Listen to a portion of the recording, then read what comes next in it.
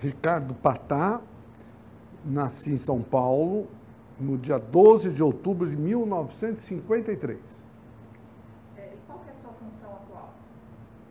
Hoje, aqui no Sindicato Comercial de São Paulo, nós estamos tendo essa conversa, eu sou presidente desde 2003 e também, concomitantemente, ocupo a presidência da UGT, União Geral dos Trabalhadores, desde 2007, na sua fundação. Então, a gente vai falar um pouco assim, da sua infância, das suas origens. Tá? Eu queria que você começasse falando o nome dos seus pais, do que eles faziam. Muito bem. Então, eu nasci na data já colocada e meus pais moravam em Pinheiros, nasci em Pinheiros, na rua Morato Coelho, onde meus pais vivem até hoje. Meu pai é Fuad Patá, tem 88 anos de idade. Ele trabalhou muito como um pequeno industrial, tinha uma fábrica de roupas primeiro na 25 de março, depois no Brás, e depois se aposentou. Nenhum dos filhos quis dar continuidade na empresa, então ele simplesmente fechou e hoje uma pessoa que cuida lá dos filhos, né? Vai visitar os filhos, é muito lépido, tem parentes em Bebedouro. Com 88 anos de idade, ele pega o carro, vai até Bebedouro, 400 quilômetros, e volta no mesmo dia. Eu não faço isso. Então, é uma pessoa que tem aí, nunca foi ao médico, é impressionante. A minha mãe, Yara Boaza Patá, ela tem 86 anos de idade, fará 87, se Deus quiser, agora em dezembro, e ela nunca trabalhou, ela nasceu numa família de classe média alta, onde inclusive o apartamento que ela mora foi construído pela família dela. Então, eles tinham comprado na época hípica e construíram lá dezenas de apartamentos, entre eles onde ela mora. É uma pessoa bastante especial, muito bacana, minha mãe. E ela fuma 3 maços de cigarro por dia, até tomando banho. Eu não sei como, com 87 anos, 86 vai fazer 87 anos, tem pulmão ainda. Mas é um casal muito simpático. E tenho 2 irmãos, um é o Eduardo Patá, que agora se aposentou, mas foi diretor do Safra durante muitos anos, e o outro é o Fernando Patá, que é ligado à produção de filmes, propaganda. Os dois estão bem resolvidos. Eu fui o único da família toda, não dessa família pequena que eu estou comentando, mas da família toda, de ter participado, e ainda estou participando, da atividade sindical. Quer dizer, para esse mundo da minha família, não sabe nem o que é sindicato. Eu sou um estranho no ninho, na minha família. De qualquer forma, como já estou há muito tempo, o pessoal já está acostumado. Fala um pouquinho assim, como que era a sua infância lá em Pinheiros? Olha, eu tive uma infância espetacular. Realmente, eu junto com meus irmãos, lá em Pinheiros, sempre tivemos assim, muitas oportunidades. Tanto no bairro, com muitos amigos, né? Jogava bola, empinava papagaio, balão, tudo que peão. Nossa, era uma infância deliciosa. Sempre que lembro, recordo com muito prazer. Foi muito prazerosa e a minha família proporcionou a todos nós 3, uma infância boa, sócio de clubes, na época era o tênis clube, depois o Monte Líbano. Viajávamos sempre na época de férias, né? Enfim, uma infância que eu aproveitei e muito. Nunca tive nenhum problema, até o meu irmão o Fernando caiu umas 3, 4 vezes, quebrou braços. Eu subi em árvore, subi em prédio, graças a Deus, na minha infância, nunca quebrei absolutamente nada. Foi uma infância realmente muito feliz. Você estudou aonde? Eu estudei no Elvira Brandão, um colégio particular na Alameda Jaú. Fiz até o 4º ano, só tinha primário, e de lá eu fui para o Dante Alighieri, onde eu fiz o outro ciclo de escola. Foram duas escolas importantes também, no sentido, escolas, na época, muito boas escolas, né? Me deram uma formação, tanto no primário quanto no ginásio, uma formação bastante interessante, porque era um colégio que exigia muito. Também, nessas escolas, eu tenho lembranças muito especiais, que eu tenho amigos até agora daquela época. Você tem alguma lembrança, assim, da sua infância, ou juventude, tem, assim, que justifica uma aptidão que você teve para ir para o meio sindical? Assim, teve alguma coisa que te marcou, te sensibilizou para essa? Olha, até uma coisa interessante. Quando eu tinha o quê, uns 8, 9 anos de idade, o meu apelido é Lelo, trazido pelo meu irmão Eduardo, que eu apelidei de Dado. E eu escrevia nos postes de Pinheiro, Lelo para presidente da República, isso com 8 anos de idade. Eu sempre tive, vamos dizer, essa expectativa de participar de algum projeto importante. Agora, eu estava trabalhando no Bazar 13, que eu comecei, que era lá em Pinheiros, eu comecei, assim, ouvindo os funcionários, e aí eu comecei a ter uma vontade de ter uma participação além dessa questão do trabalho. E em 1976, eu fui candidato a vereador em São Paulo. Eu tinha 21 anos de idade, 21, 22 anos de idade. Na época da ditadura.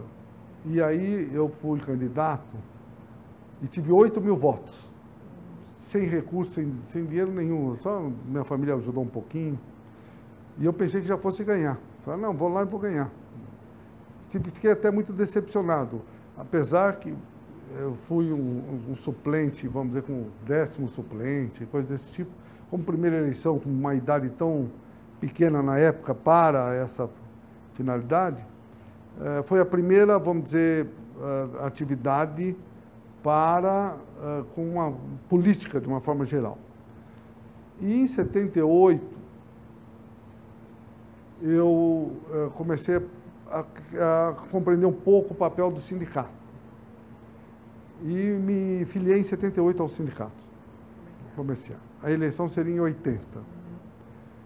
E aí, naquela época, tinha uma chapa de oposição e foram me procurar. Porque como eu fui candidato a vereador, era de uma empresa grande, tinha uma certa liderança lá em Pinheiros, eu fui procurado pela oposição para encabeçar a chapa de oposição aqui no sindicato.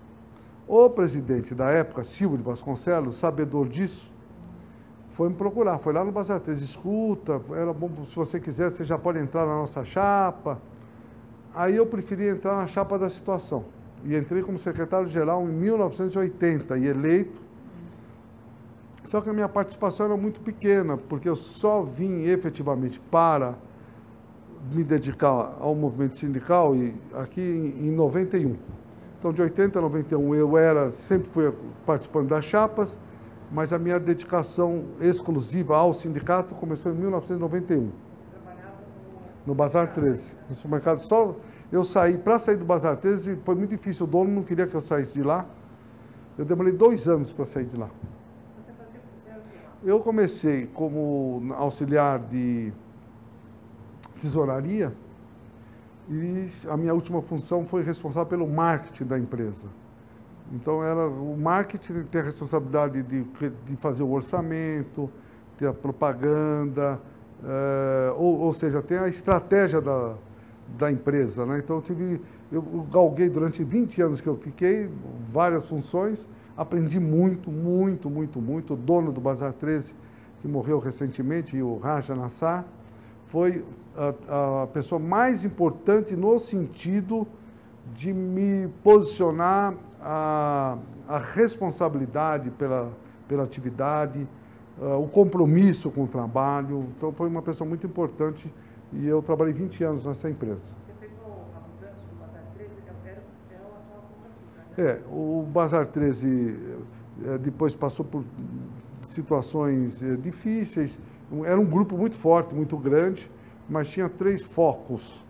Era a empresa comercial, tinha um jornal chamado Jornal da Semana, um jornal importante, inclusive, na época, e tinha uma fazenda de 3.000 alqueires em Itapetininga. Mas aí houve um desentendimento lá entre os irmãos de onde que se aplicava mais, aí teve problemas advindos disso, que chegou à venda da empresa. Foi vendido para o Pão de Açúcar, e eu vim junto para o Pão de Açúcar sem ter trabalhado no Pão de Açúcar. Hoje eu sou funcionário do Pão de Açúcar.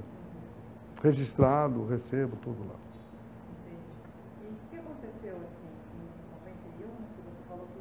Como foi essa transição para você de deixar de trabalhar no mercado para vir para o sindicato? Porque aí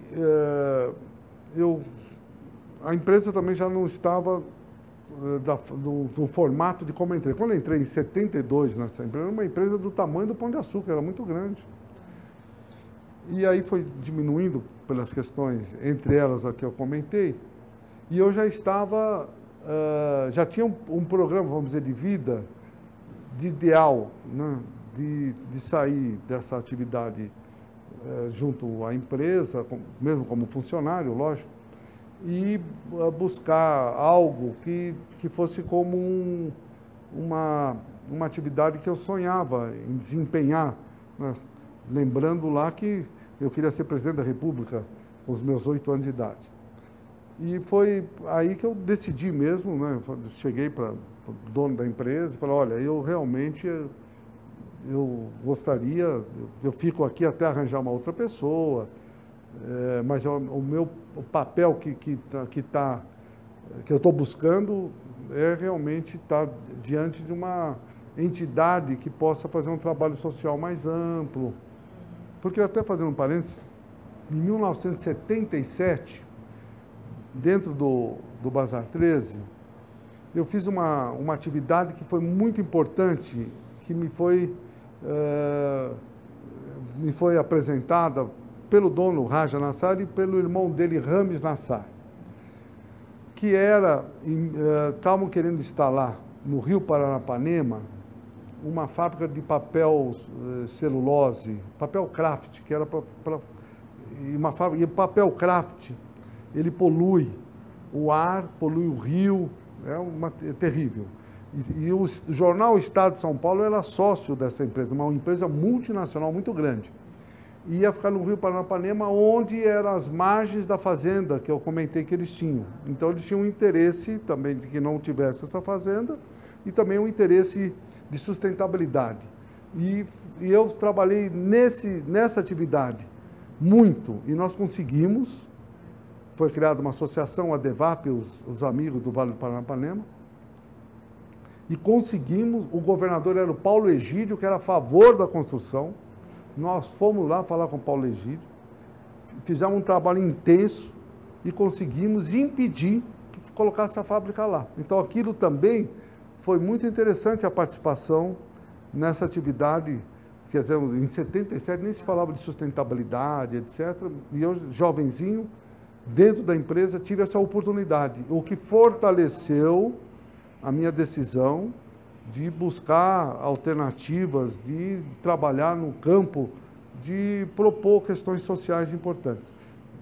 E eu falei para ele e demorei 2 anos para sair. Foi difícil, mas saí. Logicamente, saí numa boa com ele, porque eu ia visitá-lo, conversar. Uma pessoa muito inteligente. Para mim, foi uma das pessoas mais inteligentes no varejo do Brasil. E, só para a gente contextualizar, assim, dentro desse processo todo, como que era a sua vida pessoal? Você se formou, casou durante esse processo? Eu casei muito cedo. Casei em 1975. Muito cedo. E até parentes que no casamento estavam imaginando que estavam numa cerimônia daquelas que a gente tem 8 anos de idade quando você faz a opção católica, né? Que eu fiz com 8 anos de idade. Então, parecia não batismo, me fugiu o nome. Não. Oh, nossa, olha só que católico eu sou. Bom, mas de qualquer jeito... Hã? Não, quando você faz 8 anos, o que você faz com 8 anos de idade? Primeira comunhão. Na primeira comunhão, olha lá. O pessoal fala, olha, a primeira comunhão desse casamento aí, não é possível. Com 20 anos, casei muito cedo. Mas eu fiquei 20 anos casado, no primeiro casamento tive 3 filhos, o mais velho hoje tem 38 anos de idade, é o Felipe, hoje é advogado. Tem o Tiago, que está morando em Brasília, se formou na área de comunicação, e ele quer, de qualquer jeito, fazer concurso para o Rio Branco. Então, tem só estudar, só se dedica ao estudo. Um menino brilhante, inteligente, inglês fluente, fez intercâmbio quando jovem, ficou um ano nos Estados Unidos, em Idaho, fala um inglês extraordinário. E a Camila, que é pedagoga, e só que hoje volta o seu trabalho para mosaico. Ela tem mosaicos muito bonitos. Então, fiquei casado 20 anos, e aí, já aqui no sindicato, conheci uma advogada, eu casado, ela também foi um rolo, uma novela mexicana. E aí separei, ela separou, e estamos casados até hoje, 20 anos de casamento. Temos uma filha de 19 anos que estuda Direito, perto da minha casa, no Mackenzie, e ela tem um filho que mora comigo desde que ele tem 3,5, 4 anos de idade, como se fosse meus. Então, entre seus e os meus e os nossos, tenho 5 filhos em 2 casamentos. Qual que é o nome da sua atual? É Cláudia Campaz Braga Patal, uma advogada brilhante. Tá, então aí vamos voltar assim, para a vida sindical. Então, daí, a partir de 91, você começou a se dedicar só ao sindicato? Só comecei a sindicato. E aí, eu vim com uma função, na realidade, de atualizar o nosso sindicato do ponto de vista administrativo. Naquela época não tinha nem computador no sindicato. Eu implementei toda a estrutura de controle através da informática e uma série de questões que tanto na universidade que eu fiz, PUC, e me formei em administração de empresa em 77, aproveitando todo o instrumental aprendido e mais a expertise adquirida nos 20 anos do Bazar 13, eu iniciei um processo mais na questão administrativa. Um sindicato extremamente conservador, grande, mas que não tinha vamos dizer, essa compreensão de uma vocação mais política, né, de colocar para fora uma série de questões que os comerciários, com uma categoria enorme, sempre desejavam. Sindicato conservador, mas muito sério, tanto o presidente, na época que eu entrei, Silvio de Vasconcelos, e logo em seguida o Rubens Romano, pessoas bastante comprometidas com a entidade sindical, nunca desviaram o caminho do sindicato, mas, ao mesmo tempo, não tinham essa percepção fundamental que hoje o movimento sindical tem, de estar na rua, buscando alternativas de superar as adversidades dos representados. Você também é uma atividade política, né? Então, eu queria também entender um pouco como que é a base dos comerciários, e como que era também, qual foi a evolução. Como que os comerciários se organizam, os sindicatos, como que é o contato dos sindicalistas com a base? A partir do momento, e principalmente quando eu fui eleito presidente em 2003, nós iniciamos um processo muito grande de abrir o sindicato. Então, hoje, para ter uma ideia, nós fazemos 2.500 sindicalizações. Então, talvez seja o sindicato que mais sindicalizações faz por mês. Ao mesmo tempo, nós perdemos muito por causa da rotatividade. Mas as primeiras tarefas que nós fizemos foram abrir subsedes, porque o São Paulo é muito grande e é muito difícil quem trabalha no comércio vir ao sindicato aqui no centro. A mobilidade é difícil em São Paulo e o comércio tem na periferia, tem em todos os lugares. Então, uma pessoa que trabalha na zona oeste ou zona sul para chegar ao sindicato demora 2 horas. Então, nós resolvemos, nós fomos ao trabalhador no local. Então, fizemos 10 subsedes nos lugares de maior densidade do comércio, criamos um grupo de visitas chamado Amarelinhos, com 80 amarelinhos, com coordenadores, administradores, e começamos a fazer, e onde está o trabalhador? Começamos a fazer 200 mil jornais por mês, ou seja, começamos a tornar mais visível para o comerciário o sindicato dos trabalhadores nessa área. Começamos a melhorar a prestação de serviços, né? Já existia, né, o ambulatório, aperfeiçoamos. Hoje nós temos lá até um andar para a mulher, com mamografia, com uma série de atividades a favor da mulher, porque nós temos mais de 50%, ou por volta de 50% de mulheres, né, no comércio. Fizemos um trabalho importante para trazer jovens, tendo uma parceria com mais de 100 universidades, né, trazendo jovem para dentro do sindicato, porque os sindicatos, de uma forma geral, e esse também, envelheceram. Eu sou presidente aqui, tenho 62 anos de idade. Eu entrei jovenzinho e dentro da diretoria, o mais jovem tem mais de 40 anos de idade. E quando eu entrei no sindicato, eu tinha 26 anos. Quer dizer, é fundamental que a gente tenha o jovem. E isso é uma dificuldade que nós estamos tendo, mas é um trabalho que nós estamos desenvolvendo nesse sentido, não é, de trazer o jovem para dentro do sindicato. Temos uma série de atividades que, de uma certa forma, melhoraram a visibilidade do sindicato. Eu sou o primeiro sindicato do Brasil, por exemplo, a ter feito cota de negro no comércio, porque o comércio discrimina muito o negro, e principalmente a mulher negra. Você vai no shopping center, tem poucos negros trabalhando, e quando tem, ganham menos que o branco. Então, nós fizemos um trabalho e melhoramos bastante essa atividade. Um sindicato que luta muito para acabar com um trabalho análogo à escravidão.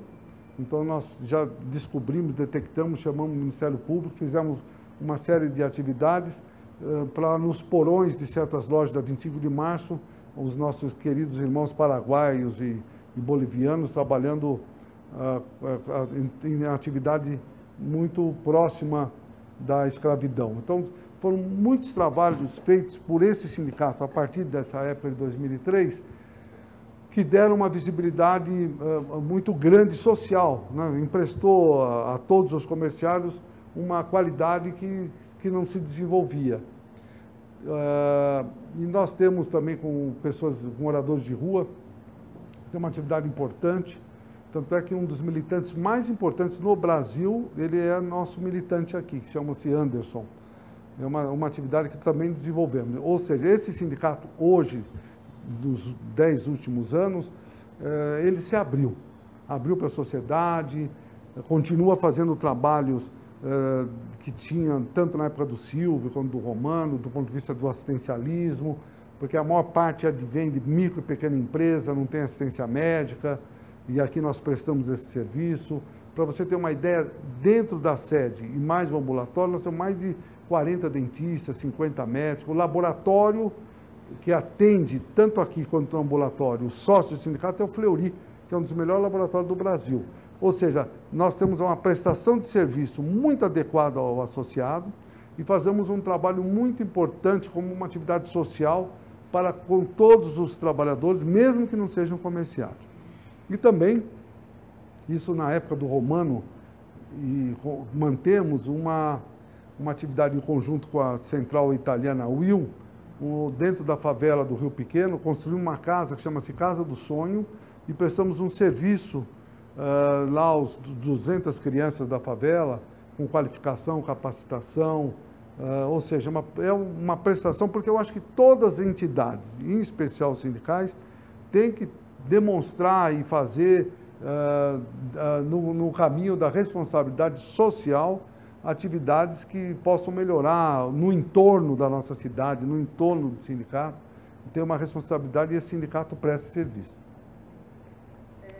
Você quer falar um pouco sobre a criação da UGT? Depois a UGT veio em 2007, né? Veio dentro desse crescimento do sindicato. Agora, foi muito importante também na minha trajetória ter participado da Força Sindical. Eu fui tesoureiro muitos anos, o Romano foi o primeiro tesoureiro, mas ele ficou pouco tempo, e mesmo eu não sendo presidente e ele sendo presidente aqui, eu assumi a tesouraria da Força Sindical na época do Medeiros, e continuei com a época do Paulinho. Isso em 91. Logo nós somos fundadores da Força Sindical. E foi, na realidade, um trabalho muito importante para o sindicato. O sindicato cresceu muito a partir do momento que começou a participar de uma central sindical. Nós fizemos, inclusive, o primeiro grande ato do sindicato, fechando o shopping Iguatemi, né, perto da época de negociação coletiva. Nunca na história tinha ocorrido isso, e se não fosse a Força Sindical, naquele momento, jamais nós teríamos capacidade de fazer esse trabalho. E aí tive muitos companheiros, como o nosso companheiro Juruna, que foi um dos grandes incentivadores para duas atividades. Primeiro, se filiar ao Diese, que o sindicato nunca se filiou. Então, quando assumi a presidente do sindicato, um dos primeiros atos foi se filiar ao Diese, que nos deu muita capacidade técnica para compreender as necessidades econômicas e, às vezes, até sociais dos trabalhadores. E outro é a atividade efetiva de rua, de sindicalizações. Ele sempre nos provocava de forma positiva, com a finalidade de que esse sindicato tivesse mais sócios, né? Porque era um sindicato grande, mas não tinha uma quantidade importante de sócios. Hoje nós temos 52 mil sócios aqui no sindicato. Então, a Força Sindical teve uma importância para essa entidade e para a minha vida também. Eu tive a oportunidade de ser o delegado de todos os trabalhadores na OIT em 1999, participei de vários conselhos, fiz um curso importantíssimo em 93 lá em Israel, no Estradut. Foi um curso de 35 dias, me capacitou bastante, foi um dos melhores que eu fiz na minha vida. Tive na GILAF, no Japão, 15 dias, tudo isso através da Força Sindical. A Força Sindical, ela tinha e tem as suas qualidades, mas naquela oportunidade tinha algumas questões que eu sempre colocava, que havia uma predominância muito grande da produção. Então, nunca se falava chão de loja, era só chão de fábrica. E aí surgiu a oportunidade, em 2003, de criar um projeto onde, em especial, a área de comércio e serviços teria uma predominância, uma relevância, e aí poderíamos sempre falar ou chão de rua para os nossos motoboys, chão de loja para os comerciários, e assim por diante. E, em 2003, deixou de existir 3 centrais sindicais, a CGT, a SDS e a CAT, e me convidaram para construir um projeto diferente no mundo sindical, através de uma nova central sindical que teria, assim, entre as atividades, algumas como quebrar alguns paradigmas. E aí eu já desenhei dentro do grupo, a partir de uma leitura que fiz do Boaventura de Souza. O Boaventura de Souza talvez nem saiba, mas ele foi um daqueles que me ajudou a pensar o conceito da UGT. Então, de criar uma central sindical que tivesse 2 sentimentos.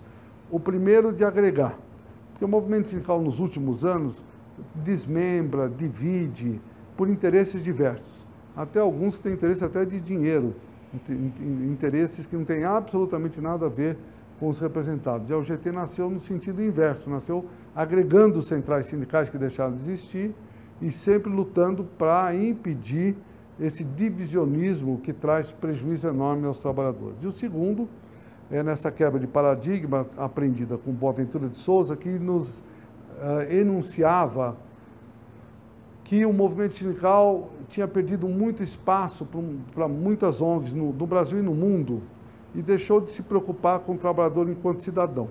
E aí foi, na realidade, o projeto que nós desenhamos e desenvolvemos de ter uma atividade efetiva, de influir nas políticas públicas que vão ao encontro do trabalhador enquanto cidadão. Então, você estava falando da Força Sindical, que era mais industrial, e vocês queriam uma coisa mais chão de rua, né?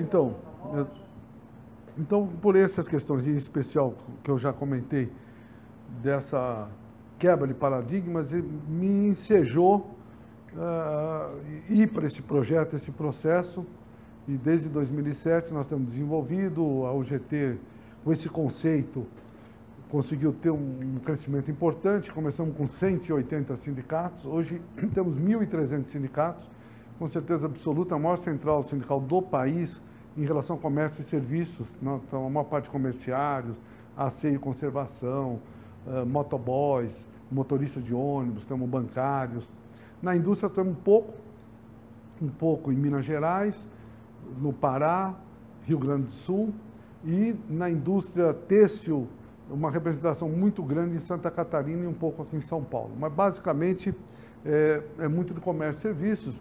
Costumo dizer que, quando nós iniciamos esse projeto, esse processo, é como se nós fôssemos os miseráveis do Victor Hugo, com aquelas bandeiras esfarrapadas, entidades sindicais com trabalhadores vulneráveis, como são os comerciários. Os comerciários, a atividade tem muita informalidade, precariedade, discriminação racial, salários baixos.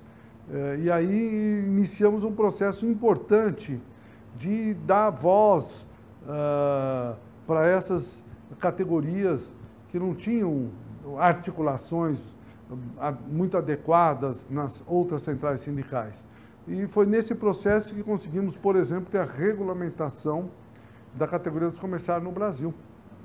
Isso é um passo importante que nos sinaliza, e é o que estamos construindo, ter um piso unificado no Brasil, uma database no Brasil, são 12 milhões de trabalhadores, né? Não, foi regulamentado bem depois, e a UGT foi uma das centrais que mais contribuiu para essa conquista muito recente.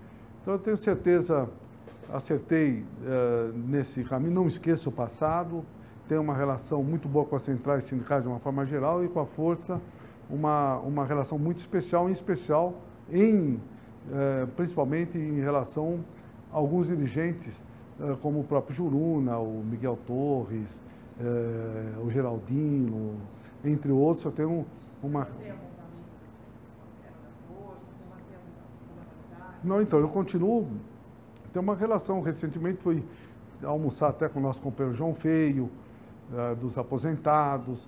Eu tenho, sempre que eu os encontro, nós temos aí uma relação fraternal. Não existe, por conta dessa decisão da construção desse projeto, não ficou nenhuma sequela no relacionamento. Há um respeito, sou muito respeitado pelos companheiros, que nem digo antigos, porque continuam sendo atuais, né?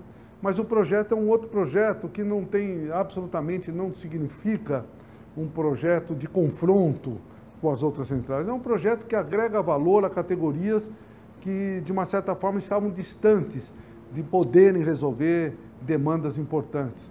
Por exemplo, nós temos o aceio e conservação praticamente do Brasil inteiro. É uma categoria que é da base da pirâmide, né? São limpadores de rua, e as conquistas são muito grandes a partir do momento que são agregadas e estão dentro de uma central. 80% de todos os trabalhadores do Brasil dessa atividade. Então, nós conquistamos aqui em São Paulo mesmo, por conta dessa unidade, nós conseguimos aumento real no momento de crise, aumento real esse ano. 2015 teve aumento real. O prefeito, num primeiro momento, não queria, tivemos que fazer uma paralisação, mas depois conseguimos negociar e conquistamos.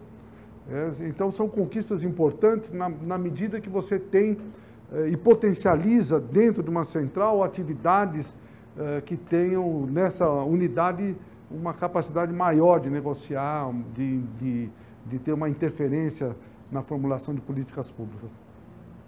Então, já que você estava falando desse contexto atual, eu queria que você falasse um pouco, fizesse uma breve avaliação da trajetória da sua categoria, assim, desde que você está mais ligado ao sindicato. Na verdade, você já fez as conquistas, mas como que você avalia o momento atual, assim, no Brasil, na sua categoria? Bom, nós estamos vivendo, eu costumo dizer que nós estamos vivendo tempos muito estranhos, que é o título de um livro que aqueles que estão nos vendo, e para você que é uma jornalista muito especial, é importante ler. Esse Tempos Muito Estranhos relata e retrata a vida do Roosevelt. Foi o único presidente norte-americano, eleito 4 vezes. E ele passou por uma série de adversidades.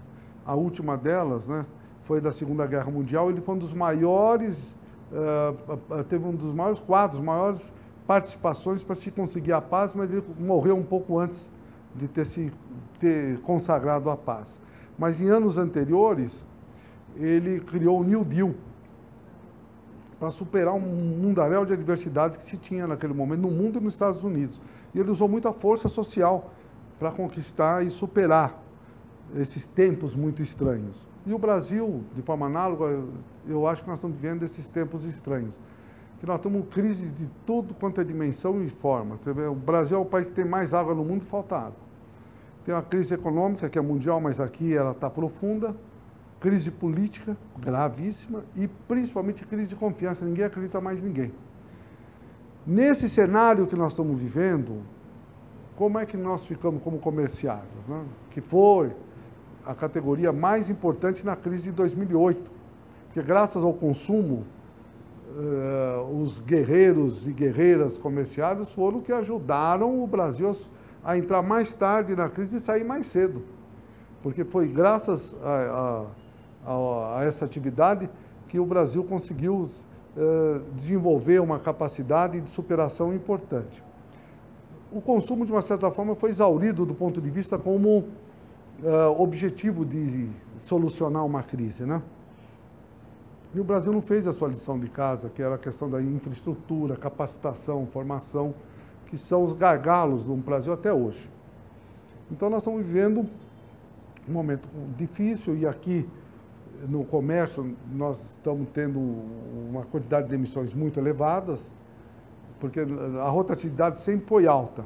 A diferença da rotatividade do ano passado para esse, ela existe, só que hoje as pessoas que saem não têm para onde ir trabalhar. No ano passado o pessoal saía e já tinha emprego na hora, hoje está difícil. Até a contratação de temporários, que é essa época que se faz, com certeza absoluta vai ser uma quantidade muito pequena em relação a anos anteriores. Então o ano está muito difícil e o que nós temos buscado é que as empresas compreendam o momento que nós estamos vivendo e não simplesmente tenham como custo e como despesa o trabalhador e começam a dispensar por conta dessa crise que se avoluma. Então, nós estamos vivendo realmente um momento muito difícil, estamos tentando, nas convenções coletivas, que justamente, de forma coincidente, o momento que nós estamos fazendo essa gravação, a nossa database é setembro, nós já estamos até em outubro, já estamos um mês sem conseguir fazer essa convenção. Normalmente, nos anos anteriores, essa época já tinha sido solucionado, sempre com aumentos reais. Esse sindicato, nos últimos 10, 12 anos, sempre teve aumentos reais. Esse ano já existem propostas muito difíceis de ser aceitas, mas a nossa preocupação é tentar estruturar nessas convenções, nesses acordos, a manutenção do emprego.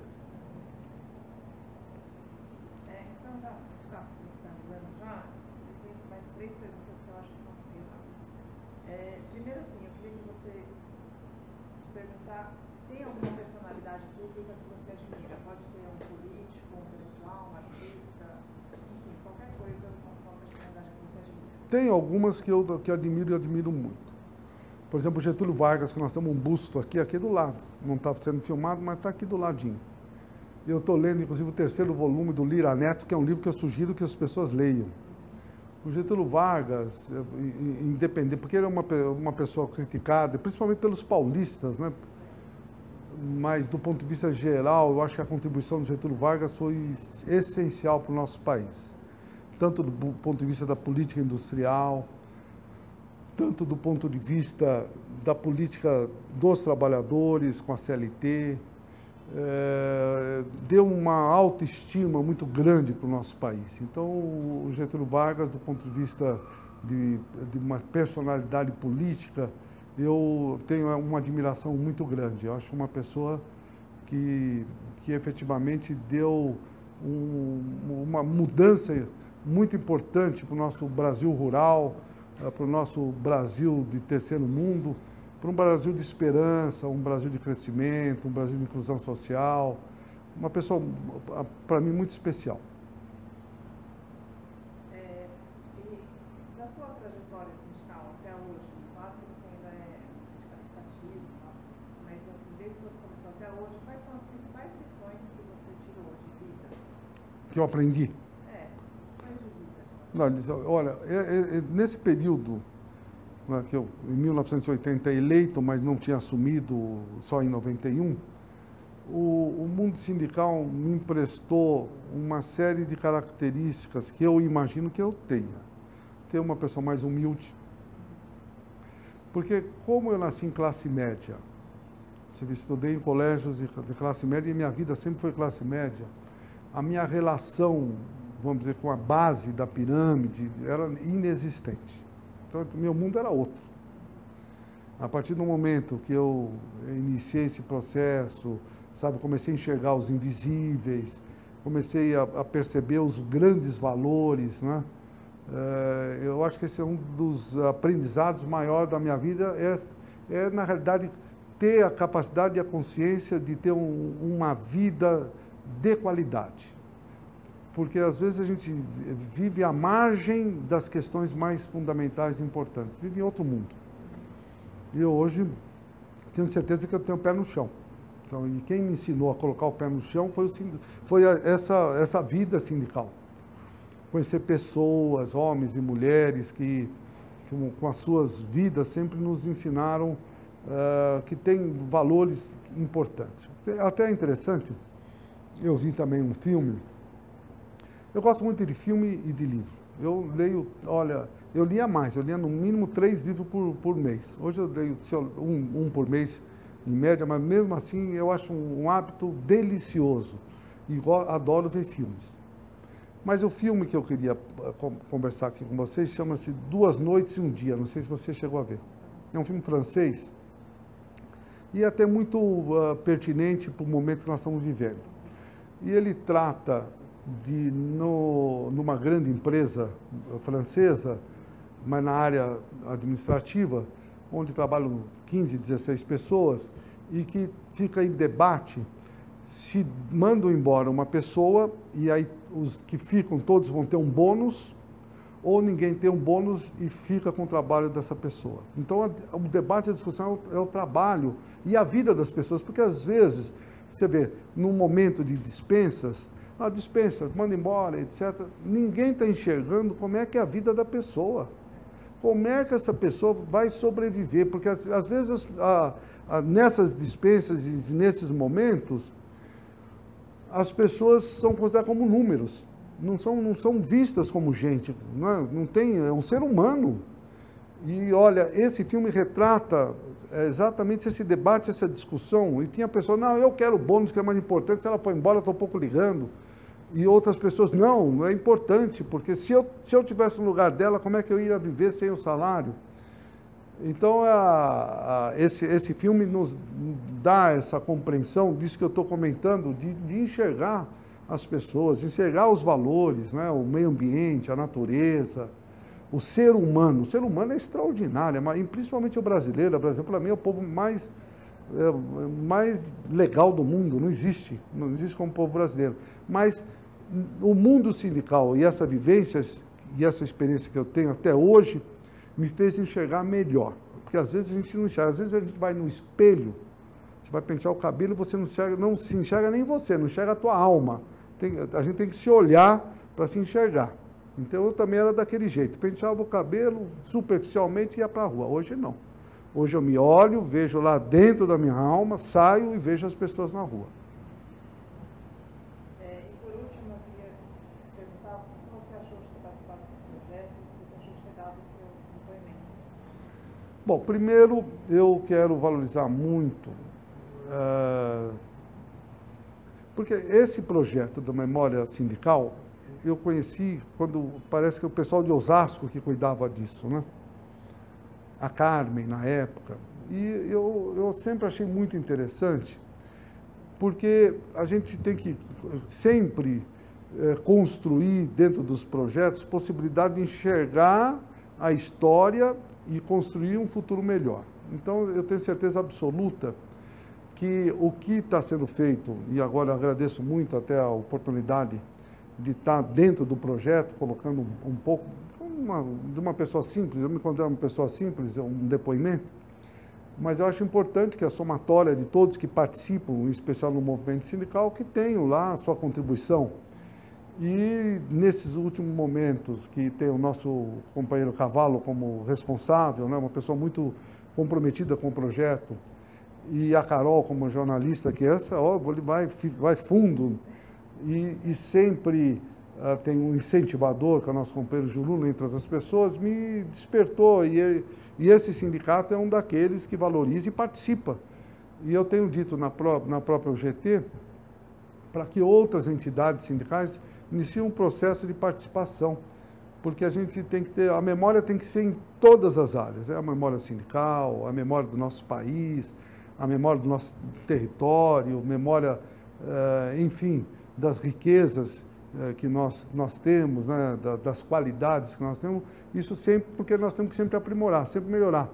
Então, eu tenho certeza que a minha participação vai me fazer uma pessoa melhor. Tá bom, tem alguma pergunta a mais? Elaine, faltou, a Elaine queria que falasse da... Quantos? Os 500 mil da base, você não falou, você falou os sócios, os 12 milhões no Brasil. Os 500 mil da base, você não falou. Os 500 mil? É bom falar? Não sei, se você quiser. Não, só para registrar. Não, para deixar registrado que a minha assessora Elaine, pelo que eu não esquecesse, que os comerciários na cidade de São Paulo representam 500 mil pessoas. Comerciários que vendem ou na área de supermercado, lojas de ruas, que vendem também nas feiras, as flores nos cemitérios, em outros lugares, joias. O comerciário vende de tudo, até sonho. É uma função bacana essa. Nós nos consideramos verdadeiros servidores públicos. Só não temos aposentadoria integral e nem estabilidade no emprego, mas estamos sempre a serviço da sociedade, para uma sociedade melhor. Além disso, o sindicato tem um trabalho muito importante junto às universidades, porque eu e os nossos dirigentes acreditamos que o Brasil só vai melhorar com uma revolução na educação. Esse sindicato já dá os seus passos em direção a essa questão. Tanto dentro, os 600 funcionários desse sindicato, tem todos que quiserem bolsas de estudo, porque nós achamos que é importante que estudem. E todos os comerciários têm acesso a bolsas nas universidades e também o sindicato ajuda a diminuir o custo para se aprender, que na realidade não é um custo, é um investimento. Nós temos que investir em nós mesmos.